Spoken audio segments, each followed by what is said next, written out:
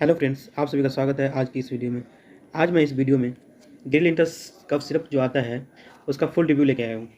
इस वीडियो में हम जानेंगे कि गिलिंटस जो एक कफ सिरप यानी कि एक्सपेक्टोरेंट जो आती है, इसका यूज क्या होता है, इसका डोज क्या होता है, इसका साइड इफेक्ट क्या होता है और कब किस कंडीशन में यूज करना चाहिए, किसको नहीं करना चाहिए, सारी चीज़ें हम जानेंगे इस वीडियो में। तो आप लोग देख सकते हैं कि गिलिंटस जो होता है कुछ इस तरह के पैकिंग में आता है जो आप लोग को स्क्रीन पर शो हो रहा होगा।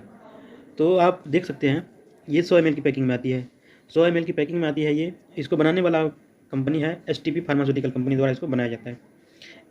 और यदि हम इसका प्राइस की बात करें तो प्राइस इसका 126 मतलब 126 रुपये के आसपास किसी भी मेडिकल स्टोर से आपको ईजी वे में अवेलेबल हो जाती है। बहुत ही बेहतर कफ सिरप होती है। तो चलिए हम लोग इसका यूज देख लेते हैं कि हम लोग कब कब इसको यूज कर सकते हैं। जैसे खांसी में हम इसे एज ए कफ रिलीफ के लिए यूज कर सकते हैं। ये मेटाबॉलिक एल्कलोसिस जो होता है यानी कि पीएच टिश्यू का जो स्लाइटली इंक्रीज हो जाता है तो उस कंडीशन में भी हम इसको यूज कर सकते हैं। Low level of chloride ion उस कंडीशन में भी यूज कर सकते हैं। पेन इन शोल्डर जॉइंट अगर ऐसा भी कंडीशन है तो आप यूज कर सकते हैं। Acidity, kidney stone, running nose, ये सभी समस्याओं से छुटकारा दिलाती है हमें गिलिंटस सिरप।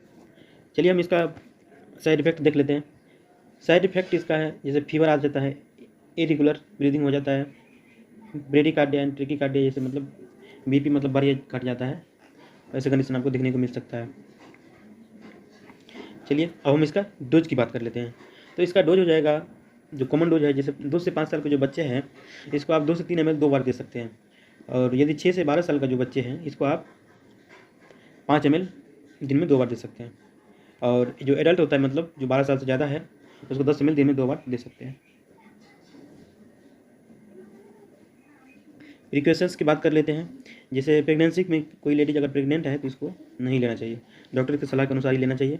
हर्बल सप्लीमेंट यानी विटामिन अगर ऐसे कुछ ले रहे हैं तो नहीं लेना चाहिए आपको।